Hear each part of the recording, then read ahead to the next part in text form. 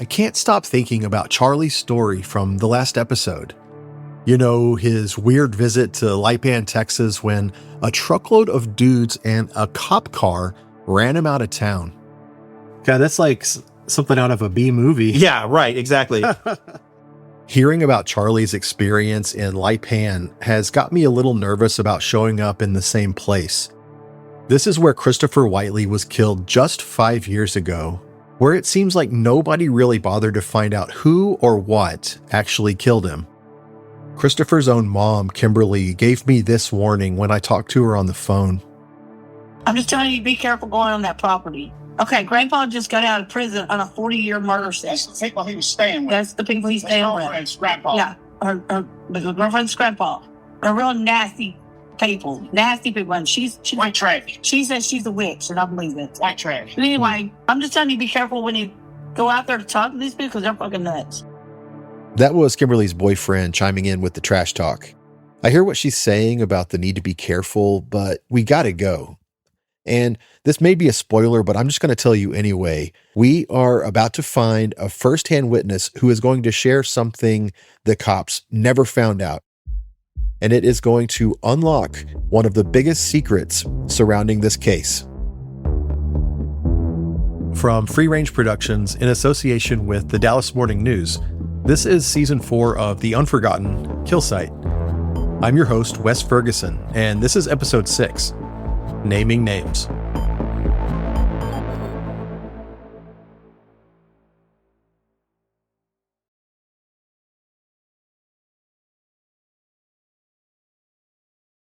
Right after Christopher Whiteley was killed back in December 2020, his mom Kimberly and some of her family went out to the property near Lipan where it all happened. They didn't believe the sheriff's theory about a mountain lion attack, and they wanted to see what else they could find. We went out there with a gun. Me, my son-in-law, and my boyfriend did. They met up with the old guy who owns the property. His name is Kenneth, and he's the great uncle of Christopher's girlfriend, Tyler. If you'll remember from way back in the first episode, Uncle Kenneth was at home when the sheriff's deputies first came by to speak with Tyler when Christopher was still missing. What's up? Is Christopher here? No, sir, he isn't. That was Uncle Kenneth. He took us right almost to the spot where it happened, but then he turned and went the other direction, and then we could see the blood on the ground. Oh my God. And all he was worried about is how to get his van running. Uncle Kenneth couldn't stop talking about his broken down van. To Kimberly, that was really weird. Christopher had just died in a horrible way, and no one knew what killed him on Kenneth's own property. But Kenneth was treating all of that like some kind of afterthought.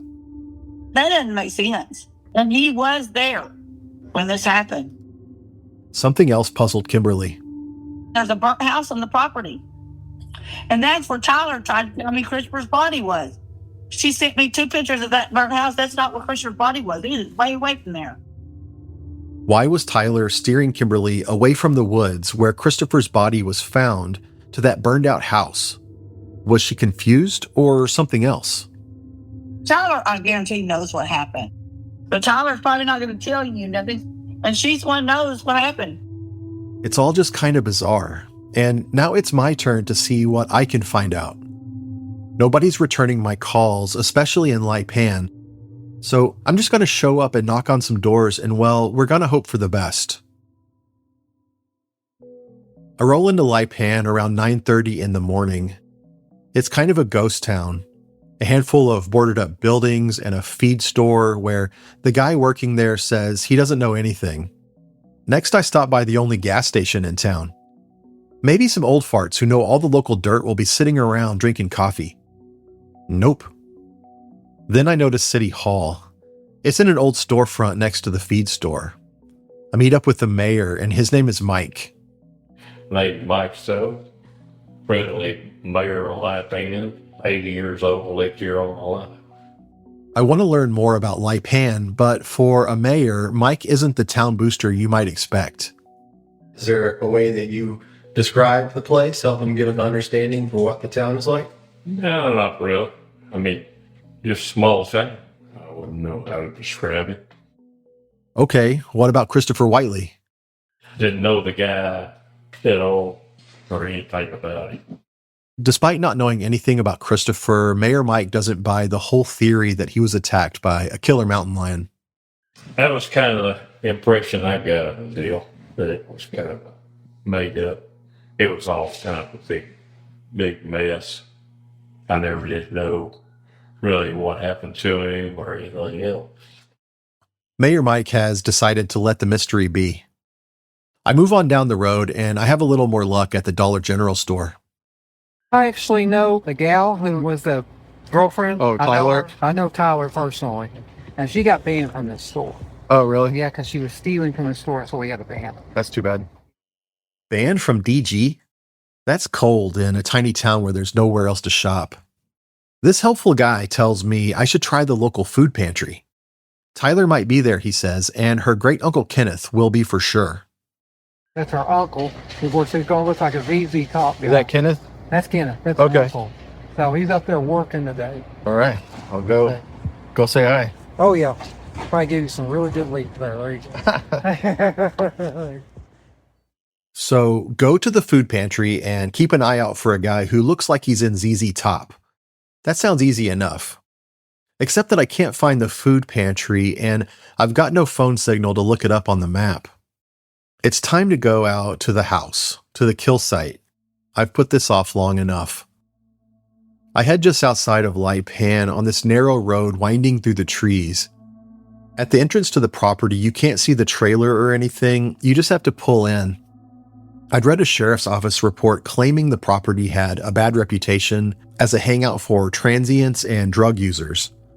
And over the last 10 years, the sheriff's office has been called out to the property a whopping 36 times for everything from criminal trespassing to assault. The first thing I see is that burned out trailer house Kimberly told me about. All right, I'm at that trailer. There's a old RV full of junk. Another one, and then a house, like a double wide. The AC is running inside the RV, so maybe somebody's home. I give the door a knock. Sketchy. A guy cracks the door open. It looks like he's been sleeping. Hey, how's it going? Good, how are you? I'm all right. My name's Wes Ferguson. I'm a reporter. This guy doesn't give me his name, but he tells me he moved onto the property after Christopher's death, and he didn't know him at all. Just like the Dollar General cashier, he also suggests that I go by the food pantry. This time, I remember to ask for directions. So I head back into town and I turn off the main road. The food pantry is in a tiny building on a back street. I see the ZZ Top guy. He's helping a woman load up her groceries. So I wait till he's done with that, and then I walk up and wave. Hey, my name's Wes. Are you Kenneth? Yep. Hey, Kenneth. I'm a reporter working on a story about Christopher Whiteley. I was wanting to know if you had time to talk later today. Oh, yeah. Well, I got time right now. Well, that was easy. We'll get right into it after the break.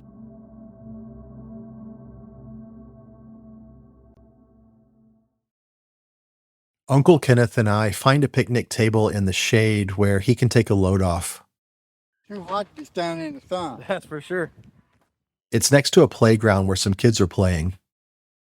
This is my first time in Lipan ever in my life. You know, it's kind of a cute little town, I think. Oh, yeah. I've been here about 27 years. Really? Seen any changes in that 27 years? No. Well, it's improved a little bit. We've got a Dollar General store now, and the pantry here. Other than that, not much has changed. Right then, a couple alley cats wander over and one of them jumps on the picnic table. Oh, hey. Cute little guys. Hey, little one. Kenneth scratches the cat behind the ears. He's about 70 years old with that long beard. I heard that he did time in prison for murder, but that wasn't true at all. In fact, there were no violent crimes in his past when I ran a background check. Sitting here right now at the picnic table by the food pantry and the playground, Uncle Kenneth doesn't seem like he has anything to hide. Would you mind for this just to introduce yourself? Oh, my name is Kenneth James Empey. I live at Lipan, Texas, 76462. Well, you might not want to give everybody your address. When I give my doctor's appointments, my probation officer, and all that good stuff. They want it all, so it just automatically comes out, the whole thing. You ask me for my Social Security, forget it. I ain't giving it to you. No, I wouldn't ask for that. If you're wondering, the probation has to do with a fraudulent check. I helped a friend out, and it turned out that he had stole a check and forged it, and not knowing it, I cashed it. For all the talk about Kenneth's property being a known hangout for drug users, Kenneth says that's just not true. I don't do that stuff. I won't get nowhere near it. Although, when I was living in Irving, I was a needle fanatic. I did ether base and coke, but I won't touch nothing of that now. I sat down and figured out what I was spending on drugs and what I was paying my bills and all, and the drug bill was larger, so I moved out here and I got away from all of it, and I don't do nothing now. That was a long time ago. Kenneth still has one vice, if you can call it that. I got too much sugar in my system. I drank 2-liter Dr. Pepper, 79 bottles in a month's time. That's a lot. That's a lot. That's like more than 2 a day. I love my Dr. Pepper. I was in jail for 8 days back in February. As soon as they told me, well, you're going home, you were bonded out, I stood up from the bunk and I hit the floor.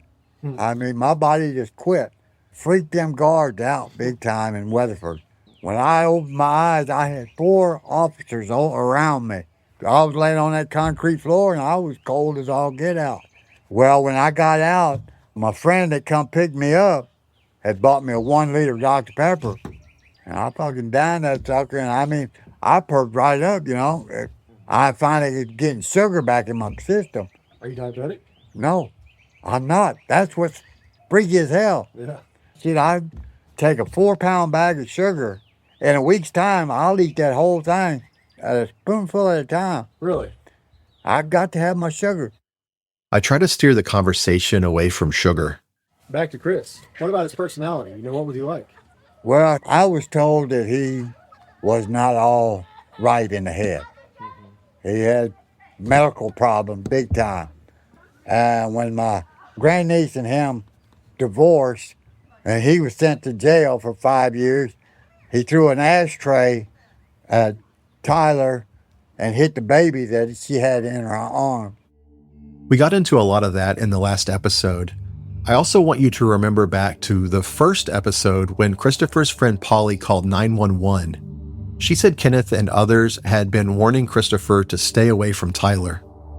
It's her uncle's house, and I heard her uncle talk to him the way her family talks to him on the phone. And they're like, if y'all ever get back together, we promise we'll do something to you. Like, you will not be, you know, it's the threat that he doesn't have a past of trying to kill her before. That warning to not get back together is one that Christopher ignored. In the moment, it doesn't really seem like the right time for me to ask Kenneth if he ever threatened Christopher. I want him to keep talking. He just wasn't all there. He was a mama's boy. And if he didn't get his way, he'd throw a tantrum. And that tantrum would blow everything up. Did you see him throw some tantrums? No, never did. Oh, so you weren't around him that much? No. Kenneth does have one fond memory of Christopher. He liked to do tattoo work. He did the coloring of this for me. Kenneth flashes a tattoo. Oh, you got a little Woody Woodpecker. Yeah, I had Woody on there, but it was just black, so he colored it in for me. Oh, you did a good job. Other than that time Christopher colored in his tattoo, Kenneth claims he didn't see much of Christopher. They'd come out to the house, you know, and visit, and that was about it. So I was never around him that much. Kenneth claims that Christopher and Tyler had not actually gotten back together. They weren't living together or even dating. So he says. Everything I had read said that Chris and Tyler had got back together, but you're saying... No, they never... He wasn't living there? He hadn't been staying there more than just that one night? No, he wasn't there constantly. And why he was there, whoever he come with, why they left him, I have no idea. Because she wasn't going to get back with him. Like I say, he tried to hurt her, throwing an ashtray at her, and he sliced her wrist a couple times. You know, So why was Chris with her that night then? he was there with some other female. Oh, really? Yeah, and they come to visit, you know. Who the female was, I have no idea. There was 3 of them. I remember there was a male, a female, and Chris. They come to see Deanna at the time. That was my niece. Deanna is Kenneth's niece and Tyler's mom. I haven't been able to track her down. She's been in and out of jail, mostly on drug charges. Talking to Kenneth, this is the first time I've ever heard anybody say that Deanna was over at the house the night before Christopher was killed. At first, Kenneth doesn't remember the name of the male who was supposedly over there that night. But this is interesting. In the middle of the night, or very early in the morning on the night before Christopher's death, Kenneth says he was awakened by Deanna and Christopher. I was asleep on the couch after watching the movie. I guess it was something like 3 a.m. and it was Christopher and Deanna come down. They wanted to ask me something, and I was on the couch and I was asleep, and all of a sudden, I guess some instinct told me to open my eyes, and I looked, and my niece was right there in my face, and I thought I was going to have a heart attack. I'm sound asleep, and all of a sudden I opened my eyes, and there's somebody standing right over top of me. What did they say? That's after the break.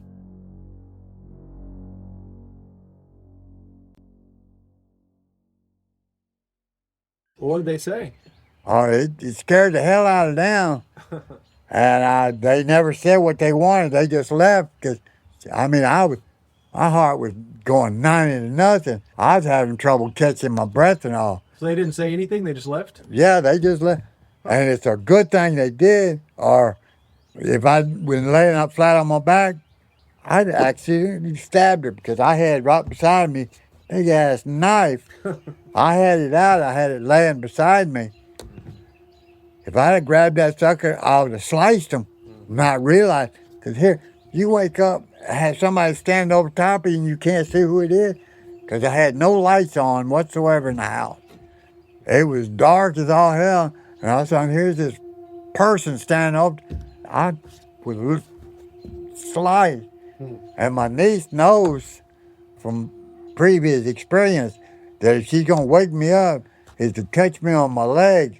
Because if you get close to my chest in my younger days, I would lash out instantly. Because I spent 4 years in prison. In prison, you got to watch your back 24/7. Yeah. And when I first got out, anybody come up and touch me on the shoulder, I would swing instantly. I mean, I would go straight for the face. Yeah, you got to protect yourself. Oh, yeah. So that's all I know that went on. This whole story is bonkers. Kenneth says he was asleep at 3 in the morning when Christopher and Tyler's mom startle him awake. 3 a.m., remember, is around the same time that Tyler said she and Christopher went to bed. And Kenneth is talking about the possibility of slicing people up while we're talking about a guy whose throat was ripped out on Kenneth's own property. I couldn't make this up if I tried. Could you tell if were they all tweaking when they were out running around at 3 a.m.? I have no idea. Like I say, I was asleep, and when I woke up, here this person was over top of me. And like I say, my heart went from 0 to 90 instantly. Yeah. I do got heart problems. I didn't need that kind of reaction. Yeah. And all I know is that they left and never took nothing with them. Kenneth says that was the last time he ever saw Christopher. And then that was it. And then the next day, you know, the car was gone. I don't know if they left him there, or all I know is that all of a sudden I hear he was attacked. They found his body out in the woods, and it looked like somebody he'd been attacked by an animal because of marks on his neck. But then when his mother come out there, told her the same thing what the law told us, and she didn't believe it. And next thing I know, I'm hearing rumors that she's accusing of Tyler of killing him. I don't see why, because Tyler had no reason to. The more Kenneth talks, the more his story kind of loops back on itself, and the details shift around a little. At first, he said there was an unknown man at the house with Christopher, Tyler, and Tyler's mom, Deanna, and maybe some other woman. Later on, Kenneth seems to identify the man. Then I heard Deanna left. Her and her boyfriend at the time took off. So that was the only vehicle there besides mine, and mine was in my yard. Nobody come to ask me for a ride. Why they didn't come and ask me to give him a ride in, I have no idea. I'm easy to get along with, and I attached to my niece anywhere she wanted to go when she needed to go. And then all of a sudden, next day, I hear Tyler tells me that Christopher was attacked. He'd done crossed over the creek and was going down the road heading for 281 and got attacked. And that's what the law told us. Huh. I asked them where was the body found. So they showed me where the body was found. Because it was down by that dry creek. Yeah, it's like here's the road. The body was found over here. They found blood and all. Kenneth is really fuzzy on some of the details. They said he was half eaten, so I don't know if it was from the cat or the hogs. And at the time, we had quite a few hogs running the area. And then we found out later on that there was a cat roaming the area. He's got this area marked off, and we had the wildlife out there and all.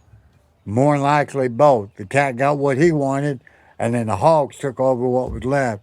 Because a hog, they eat bones and all. No big deal. But it was behind my double wide now, across the creek, deep into the woods. It seems weird that he would have gone that way. As I understand it, he was heading for 281. 281 is the major highway running through that area.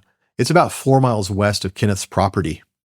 As I understand it, he was walking to work that early in the morning, and that don't make no sense out here because you don't walk through this area at nighttime, and there's no reason. You can't cut across field from that trailer.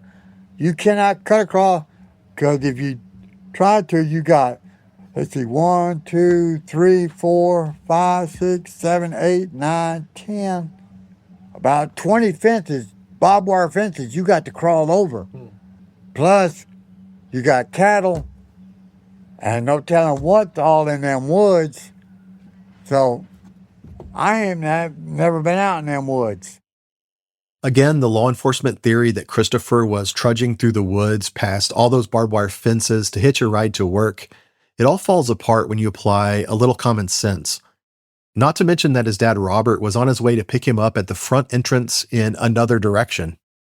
So, going back to that morning, I know Chris's dad has said that, Chris had called him trying to get a ride. Have you heard all this? And Yeah. They said that, so Chris was on the phone with his dad. I don't remember exactly what time it was early, but then there was a noise, and Chris says, hold on, I got to deal with these people. And then he hangs up.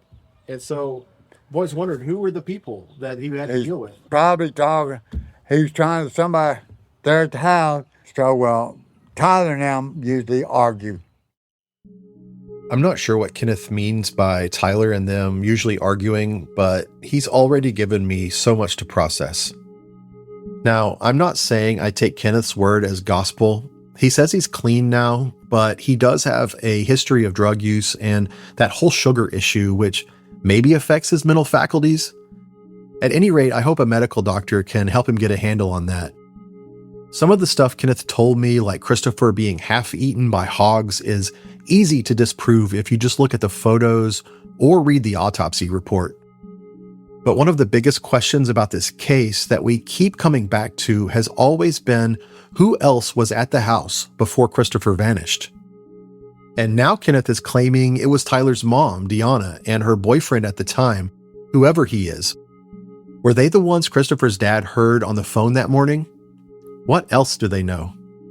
To my knowledge, neither of these people was ever interviewed by the authorities. Law enforcement latched onto the whole mountain lion theory, and from what the record shows, they ignored the mountain of details pointing toward another reason for Christopher's death. And if Kenneth says he's lying there at night with a big-ass knife by his side, ready to slice, was there maybe some blood on the knife? Or somewhere else on the floor or on that couch when the deputies made their welfare check? Also, what about all those threats to Christopher? His friend Polly said Tyler's family was warning Christopher to stay away from her. I'm not saying this happened at all because I just don't know, but I could see their history of domestic violence coming to a head. Like, what if it was self-defense? Or did Tyler's family think they were protecting her by just getting rid of Christopher? I really hate speculating like this when I have zero evidence, but we're kind of running out of other ideas here. And I could see the law turning a blind eye to this kind of rough justice. Uncle Kenneth and I end up talking for a little over an hour. Well, Mr. Kenneth, thank you so much, sir. No problem. All right. I hope it helps you out. I think so. Take care of yourself. But like where all this stuff is, it's Tyler's the one that caused him to get hurt. I have no idea why. My efforts to find Tyler are a total bust. Around quitting time, I head over to the only bar in town. It's actually kind of fancy with this whole Texas Frontier Saloon thing going on. Talking to folks, I hear all kinds of rumors, and they say that everybody in town to this day is still convinced that Tyler killed Christopher, but they don't have any evidence, and they don't seem too worked up about it. Yeah, that's what we're doing. If I'm going to murder my ex-husband, that's how I'm going to do it now. Mountain lion. No, I put it on it.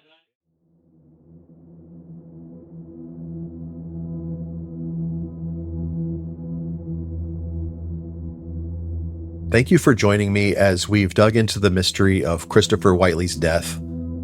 This episode is kind of like a miniature finale for the season, but we do have 2 more episodes for you coming up. The first one is a fascinating interview with mountain lion filmmaker Ben Masters, and in our final episode, Charlie and I will wrap things up. I'd really love to hear what you think happened, or if you have any questions for me and Charlie. The best way to reach me is to leave a voicemail at 512-806-0479. You can also look up The Unforgotten on social media and comment on one of our posts, or you can send us a direct message.